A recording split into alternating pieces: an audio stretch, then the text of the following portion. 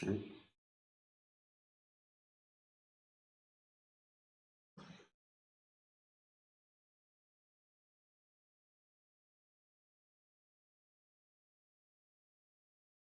everyone, welcome to Satsang.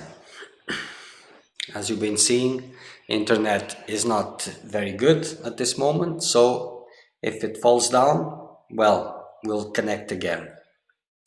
For those who want to see this in a more stable way, you can connect through Instagram because the internet is much better and seldom gives problems.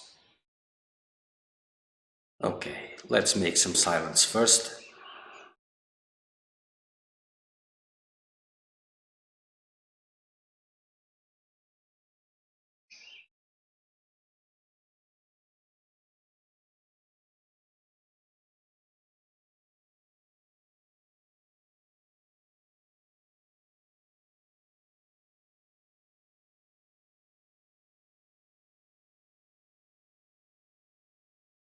Learn to look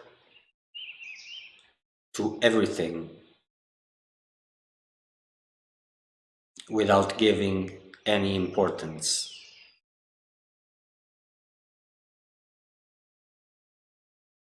Eyes closed, don't follow the thoughts.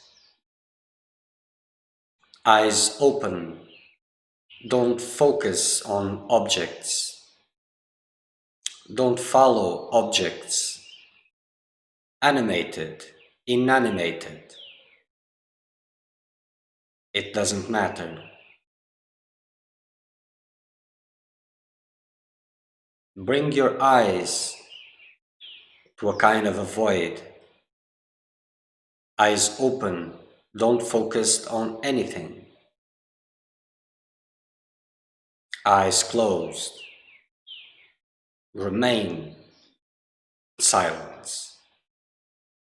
Don't follow any thoughts. Don't allow any conversation.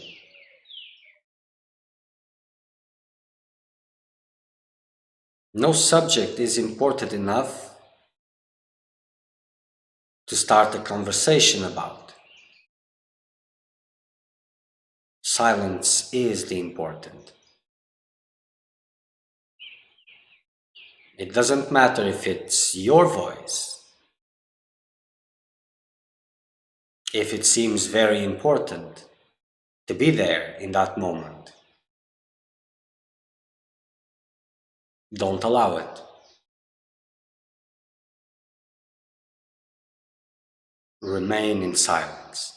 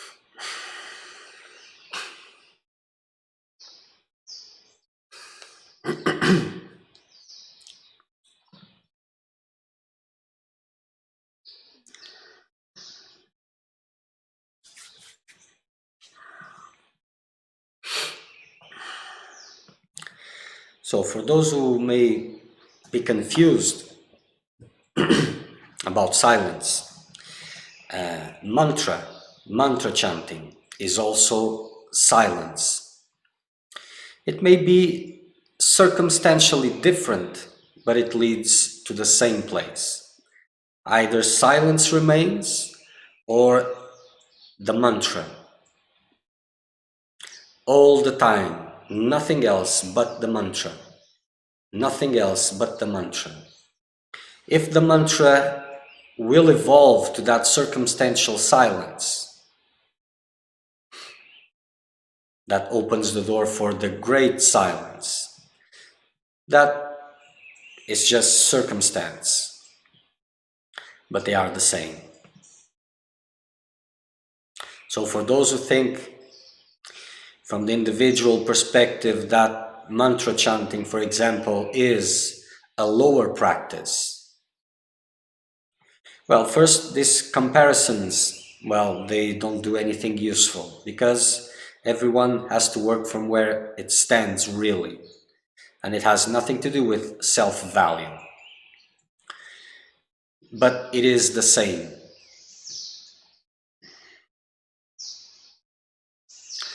So silence has to be kept all the time. And so the mantra has to be kept all the time. Changing from one to another, not good. Either you stick to one, and usually it is more difficult to abide in silence constantly. So mantra is a practice that is more easily practiced by everyone, and it takes to the same place. Either goes directly or it moves. I don't want to say evolves because it's not really the sense, but okay, because this is about personal characteristics. Either it goes directly or it takes you to that silence. It makes it possible to maintain it. So they are more or less the same.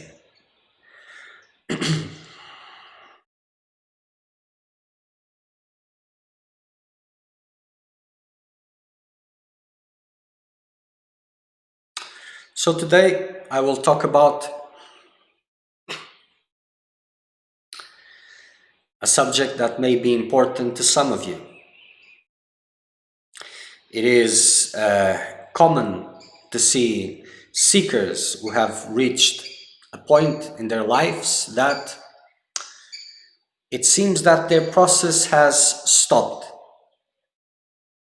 It's not evolving, it's not, they feel that they are stuck somewhere. They don't feel the life of the process, they don't feel it.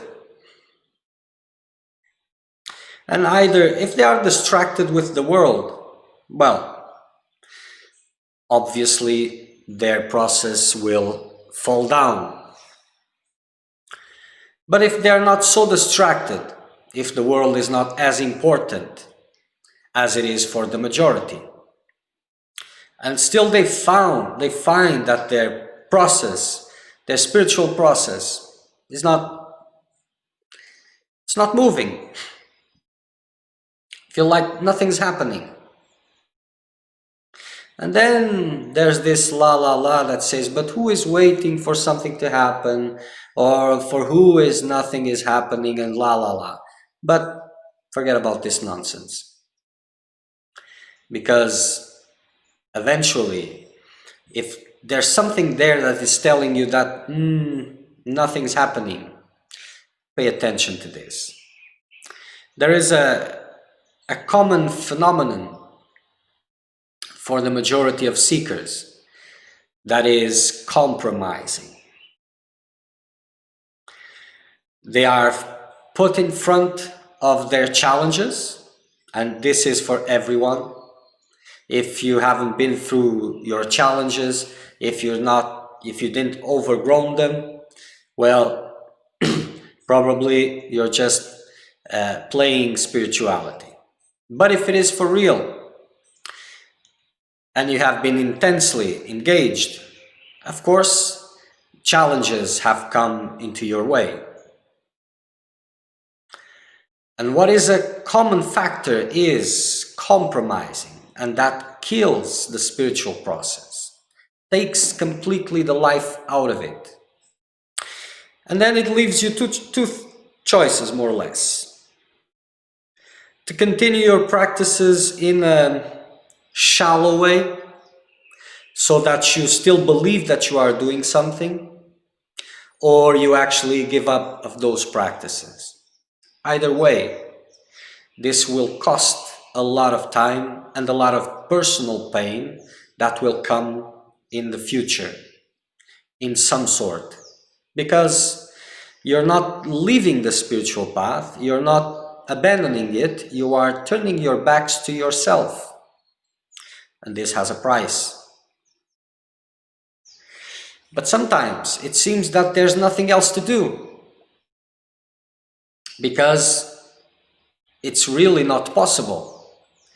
That may seem like this, that may seem like this, but actually it isn't. Whatever you're not being able to stand up now, you can never give up, unless should you compromise. It's best to be honest with your weakness at that moment and continue to work it, not stopping to push that, to make it happen, to make it possible. It is better to do this than have a more sophisticated way out of it. Okay, so I'll leave this aside and I'll continue like this, or I'll settle things outside where my fear was going, and then one day when I'm ready, or when I grow spiritually beyond this, then it will be possible. Or sometimes it's not even going to be needed. To be honest, where you really stand is a must. And whatever you're facing, first of all, there is no impossible challenges. If it is a real challenge, if it is a real test, an important test, it will seem impossible. It will seem impossible. It will seem as possible as reaching from your own heart and taking it out. No one would do that because it seems impossible.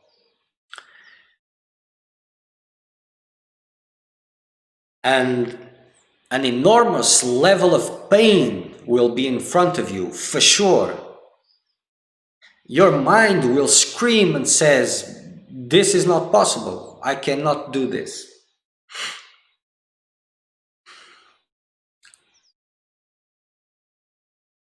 And you'll be impressed. And the more natural instinct is to find ways out of it, or to compromise. And this kills the spiritual process. And there are those who give up and they just dive into mundane experience, and they wake up a few years later with a big pain that they don't know where it comes from. And this sometimes swallows them completely. And there are others that continue their practices, but they enter into a shallow. They find a balance in their worldly life and in their spiritual practices. But that doesn't grow. There's no life in it. Whatever fears you left behind, whatever challenges you failed to accept, they are still there, and they have grown. They are bigger, even if they seem smaller.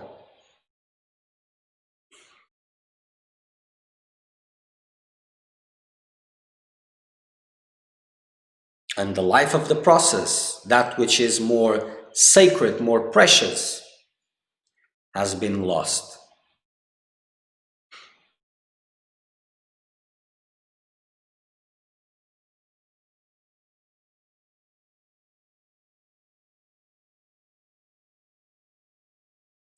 If you believe in everything that is arising in that intimate space of perception, that which you call inside of you, whatever that means, the fears that are coming, the certainties that are coming, the doubts that are coming, if that is the map that you use, then there's no way to transcend it. You see, body-mind complex, it is there to survive, to maintain the story, its own story, that which gives it purpose. Without that, becomes purposeless. No point existing. And that's where the solution starts, really. So it will protect its own history. And if you're trusting, putting your faith in that which arises in there, as a certainty, as a doubt, as a fear, whatever comes from the narrative of the individual, then transcendence, not possible. You move through the tunnels of delusion, and they just keep you moving. They don't really take you anywhere. So whatever test is in front of you, the only thing you really need is courage to see.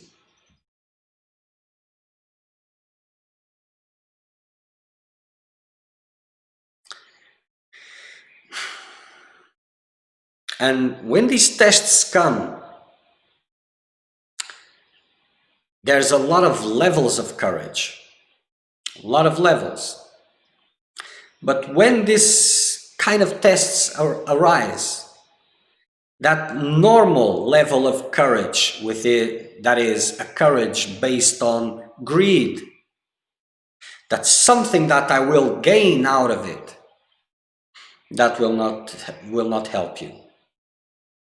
And if you're the kind of seeker that is moved through this kind of greed, the courage to risk everything to gain everything,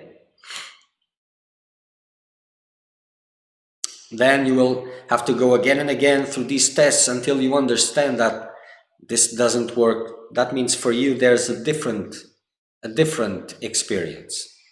But for the majority, these are exceptions. But for the majority, that experience will be seen as there is nothing to gain, absolutely nothing to gain. There's only everything to lose. Mentally you must say, but no, but this can bring this, or this will help me to that, but this will be very weak compared to your fear. Very weak. No matter how much you try to convince yourself, it will not help you the least.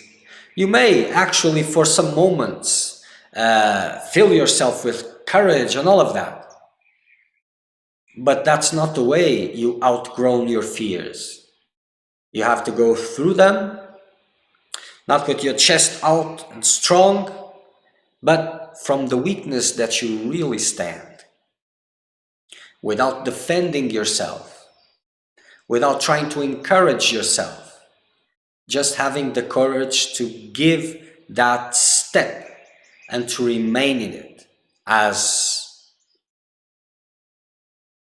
long as possible, or for good, depending on what is that challenge.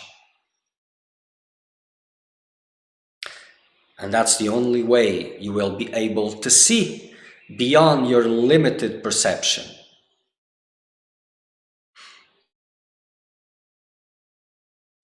And for seekers of truth, this is not an option. It's not a matter of choice. There's no choice.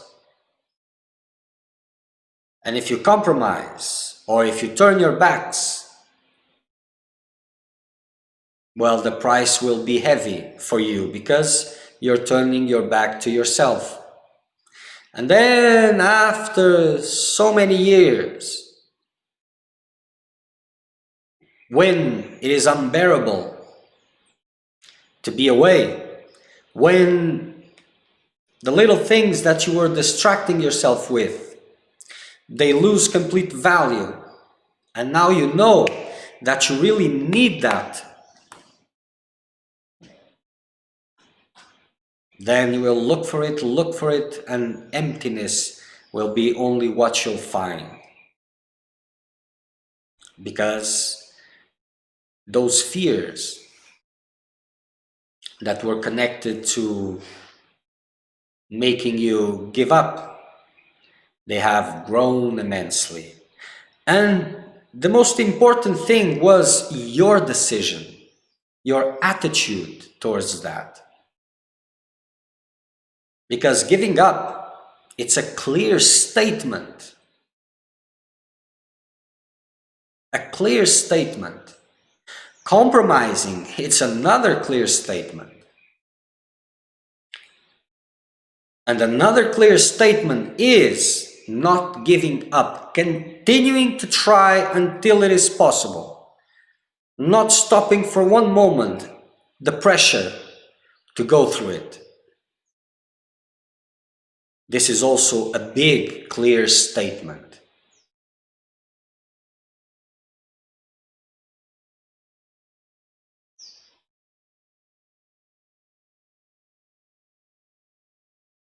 So if you find yourself stuck in some way, look back what you have left behind, what you have convinced yourselves, because sometimes you don't have even the perception that you left something behind, because you use your smooth talk out of it, and you convince you were doing something, but actually it was nothing of the sorts. Look back and see where you started to go around, where you give up.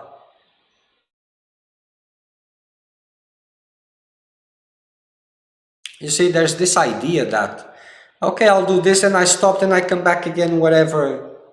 That is nothing, because spiritual path is a sacred path. And that which is sacred, it's not something that you pick up, then you let go, and then you pick up again whatever you want. It is there waiting, and that is the romantic literature, the New Age speeches about spirituality. But in reality, that's not the way it works.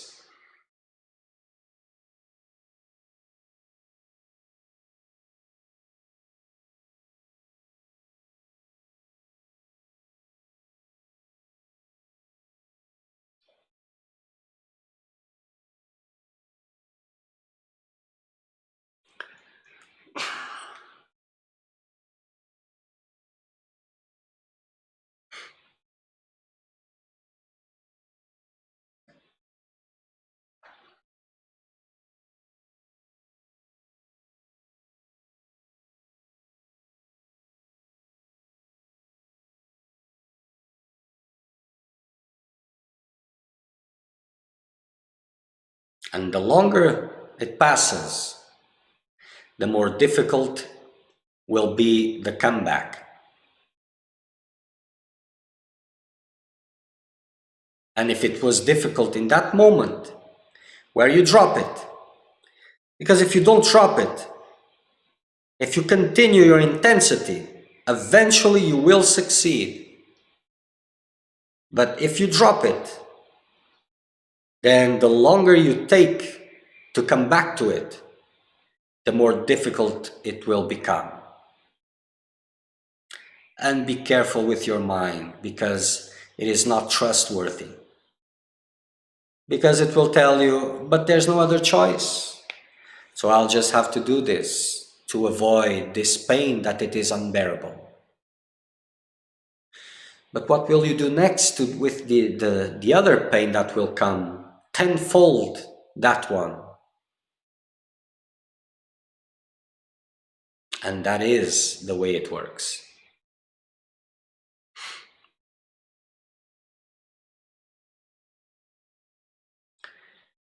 So instead of wasting time and years and a lot more,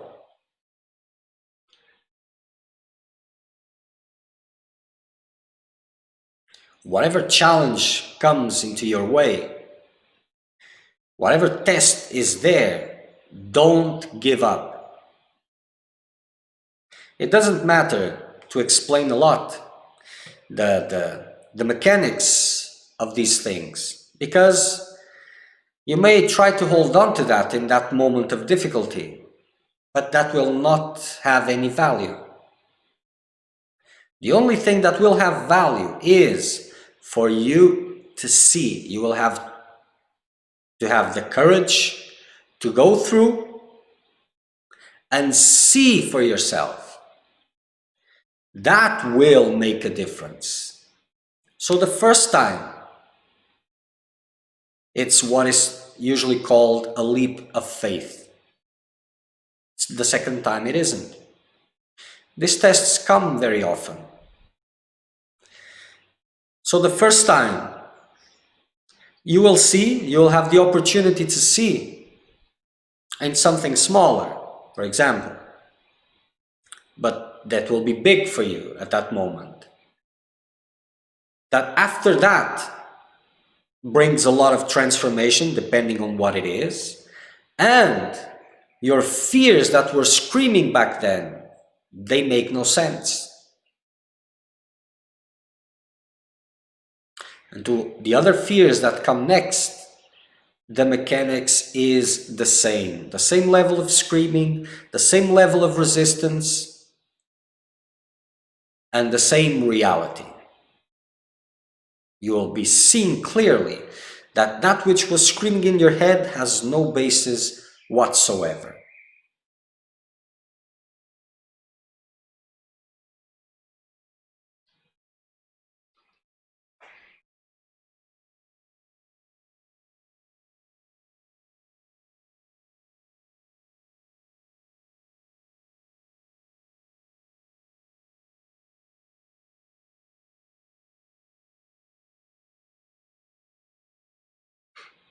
So compromising is not the worst.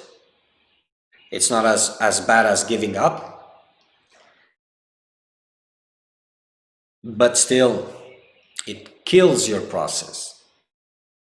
And then takes you through a very dangerous path.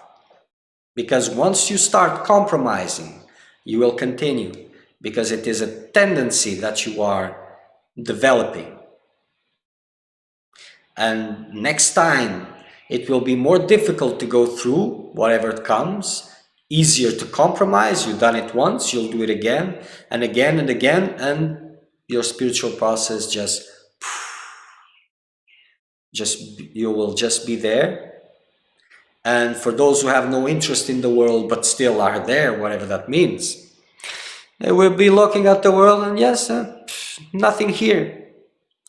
Then when they close themselves and they start staying with that silence, whatever that means, it may be nice, it may be good, or it may be nothing, but it's not going anywhere.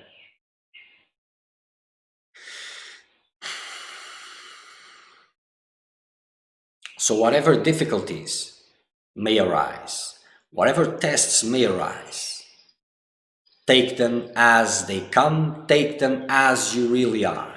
Don't go into conversations to try to talk your way out of it. Don't compromise. Don't give up. Maintain firmness. And don't stop until you're able to go through.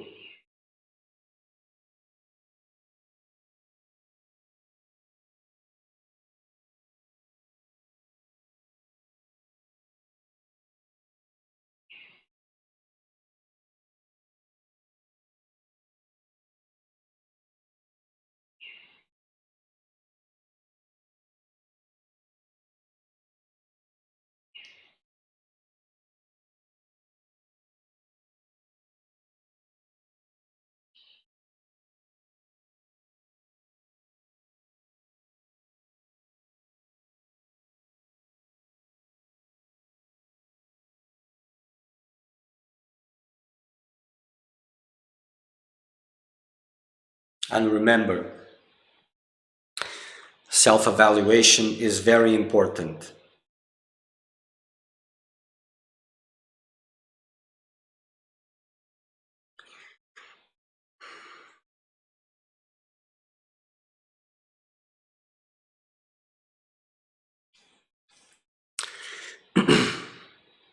Okay, I will answer your question now. Hello, Sriman. Thank you for all this and explanations. I will never give up this path. Good. But this compromises. Sometimes I don't know how to not compromise. Should I give up all businesses? Why not? Should I continue? It's not only about business, all about life businesses. Or should I just continue increase practice? This is the most difficult part. Of course it is, because you're pushing two boats at the same time. So eventually, practice, spiritual practice, it is meant to keep on pushing it, keep on insisting. Every worldly undertaking is the same thing. The more you concentrate, the more you focus, the more that grows. Those who are very successful at businesses, usually they don't have a personal life, more or less. They may have it, but they are very disconnected from it. They are focusing entirely into their businesses, and that makes it grow. Spiritual terms, in the biggest undertaking that a human being can go through, should that be any different? It is by far even bigger. And as you are compromising, you are taking decisions, you are making decisions. And the decisions are because one is pulling you to one side and the other is pulling to the other side. And you're deciding with which one you go through. And the one who is compromising, it doesn't go with no one really.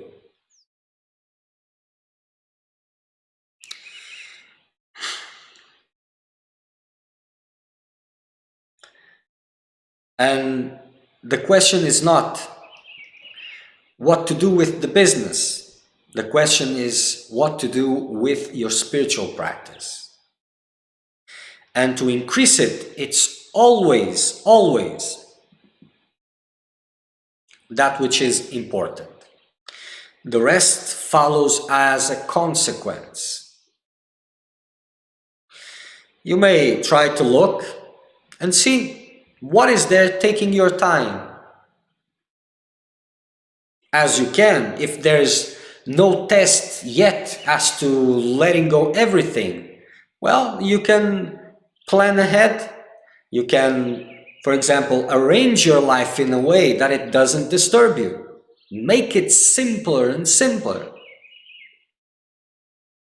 Instead of waiting from a train that comes and knocks at your door, prepare, because this is the important part. To have more and more time for your practice. And this is the life of both coming to you. If you're compromising, it means that one is questioning the other. And compromising, it is making a decision. So if you're compromising to maintain your businesses, what are you saying to your spiritual practice? To your quest for freedom? Yes, I want it, but not so much, not yet. I have to protect this which is still precious. So, freedom and holding on to illusion.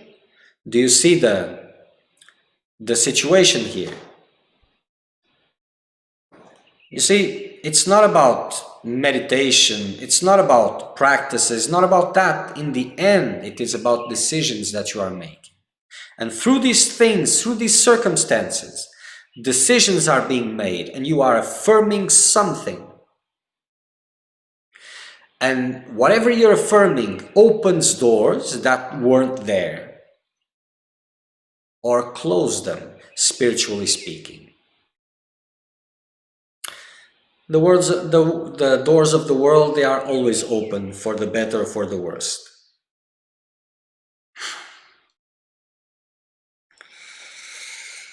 Well, I'm sure you do. But the question is, why is there the need to compromise? Why are you compromising? Because if that wasn't the point, there would be no need to compromise. And is your practice intense?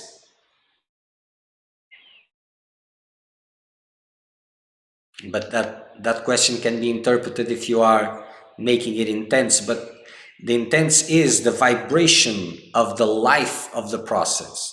As you connect, is it intense? Is life abundant there?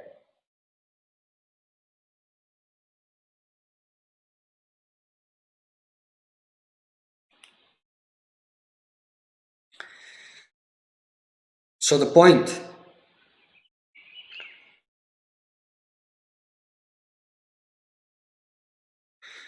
I just don't know why I don't practice with meditation. I try to practice in the day, eyes open. Well,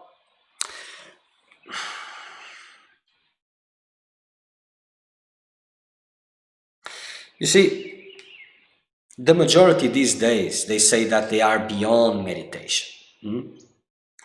But usually that's not the case. Meditation, from every spiritual practice, it is the most difficult to cheat. Not impossible, but difficult. It is very difficult to maintain and very difficult to intensify. But it is something that, for a person that is still involved with the world, it is something that can really give it a chance. There are those who have gone beyond meditation. That doesn't mean that they have reached the final of meditation, the end of meditation. That means that probably their guidance has told them, now you have to stop this. But those are particular cases.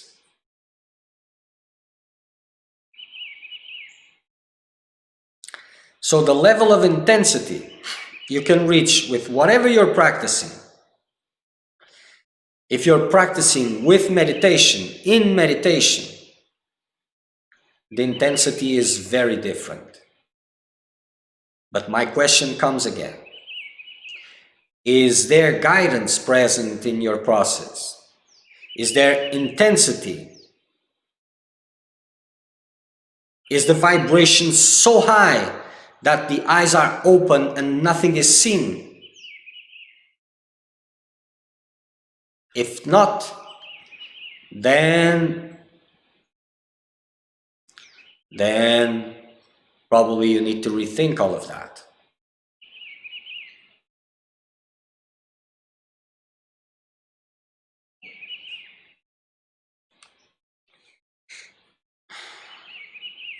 Of course it's not.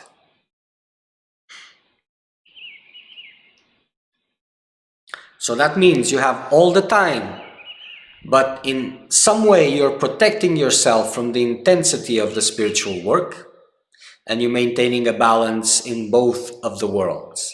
And you're probably enjoying it and taking it nice, and it is about feeling good.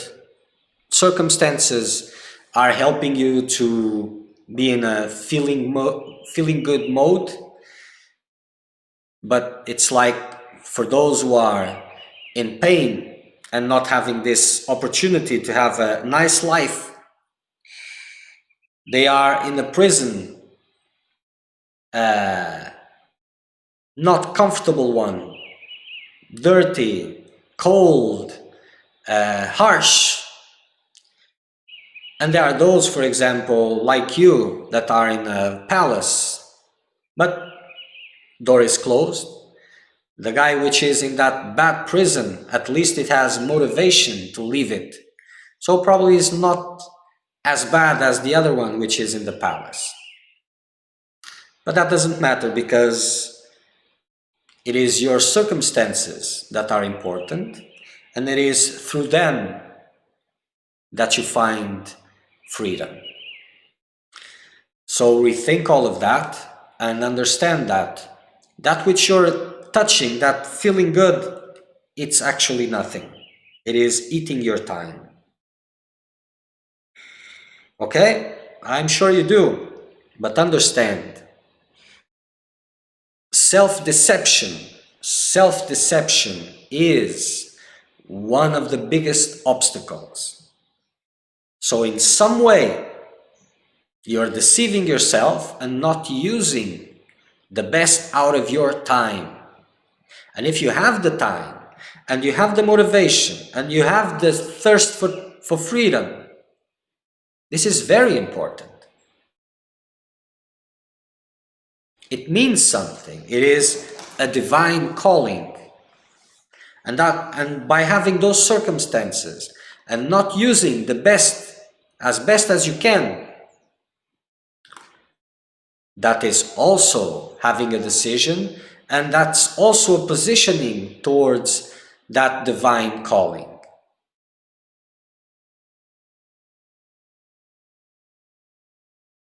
And even so, with all that time and all that motivation, all those things, you're still compromising.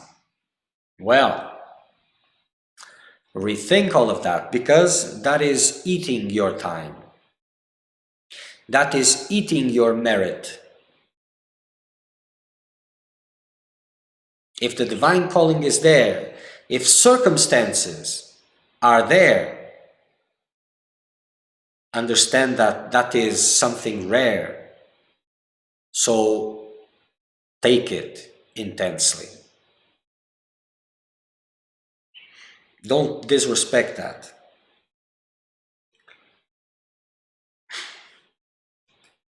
Yes, it is eating your time. That is the power of delusion. You see?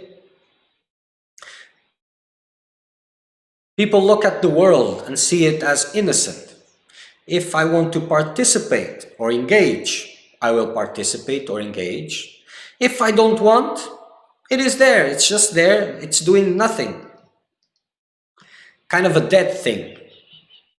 They look at something which is resting on the table. If I don't go there and pick it up, it will remain there. Yes, apparently it is like that. But the power of the world is to distract you, and it will distract you. In the first stages, it will distract you by depriving you from the objects of desire. And when you engage in spiritual work and intensify, and life starts coming and all of that, the second attempt will be to distract you by giving you those objects that you were desiring previously. And if that doesn't work also, then it will hammer your head very intensely, continuously, Sometimes almost like you're going crazy. And then it's... And these are mechanical responses.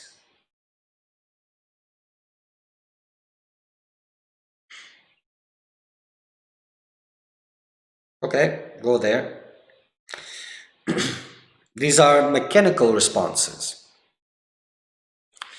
But they are there, and that's the way it works. So if you're not seeing this intent from the world towards your practices to take you away from, to distract you,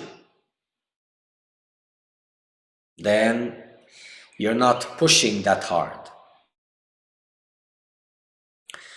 So in the first, if it can disrupt your spiritual practices, if it can entertain you with something else, that will be the solution. If that doesn't work, if it is impossible to divert your attention from spiritual practice, then it will twist your spiritual practices, twist your motivations, a lot of things.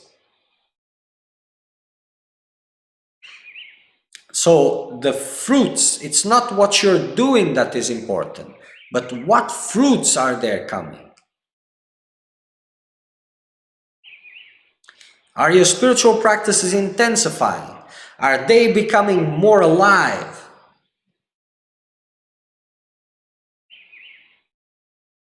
Is the vibration intense? It's not just about staying there in silence and untouched. No, when it is for real, it is intense vibration. Even if you wanted to pay attention to anything, it wouldn't be possible. Because at that level, there's nothing there and you're just taken by it.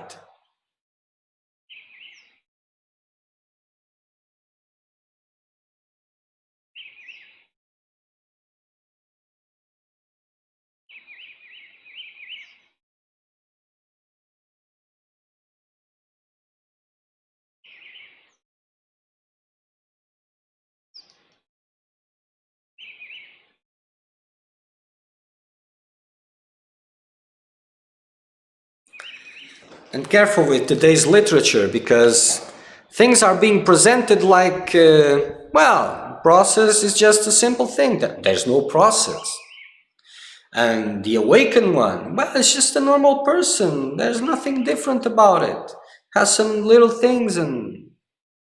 Well, this speech is just what is left when there's no factual experience of the living spiritual process.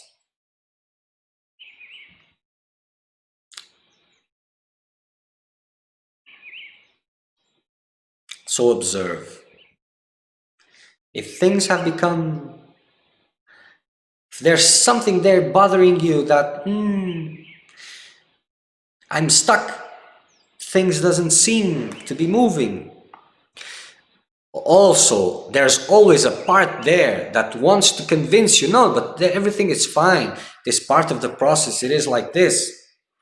It can be, but it's quite difficult to be. Usually it is really, you're really wasting your time. And understand that is 99.9% of the time, this is the real. So look at your fears you had in the past. Those obstacles you turned around. They have become bigger. And without going through them, life will not be back into that process. That intensity that I was talking about.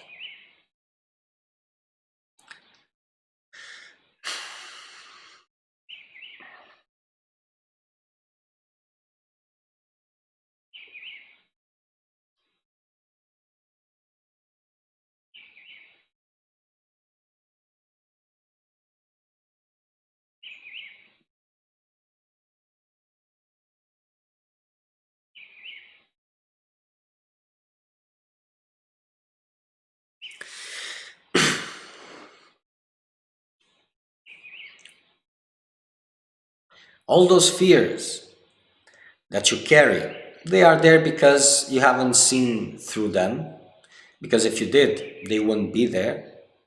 And all those fears make you kind of a kitten that is looking for divine adoption. And that's not the way. You see, it takes a lion to go through these things.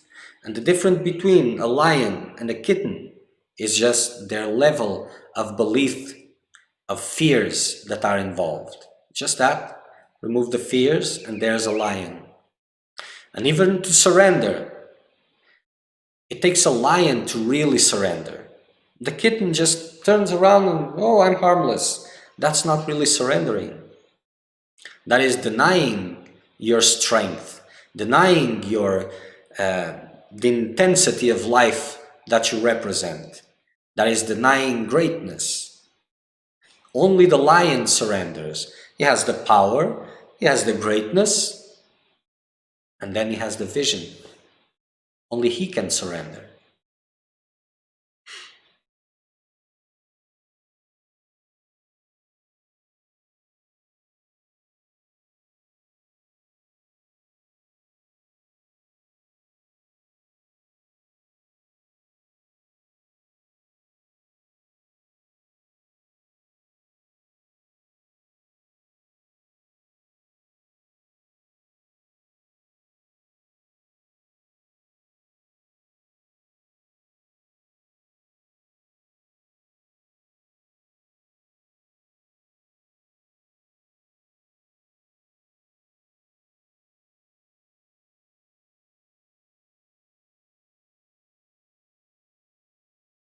Okay, so if you have questions about this topic, you can send. I will answer. If it comes now, I answer now. If it comes later, whenever you're watching this video, then I will answer those questions in the next satsang, whenever that may be. And for the most immediate next satsang, it will be Sunday, 9 o'clock in the morning, Brazilian time, UTC -3. So until then, reflect and realign if you think it's best, because it's always up to you.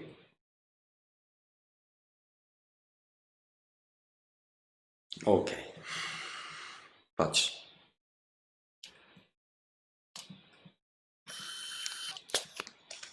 Co ja?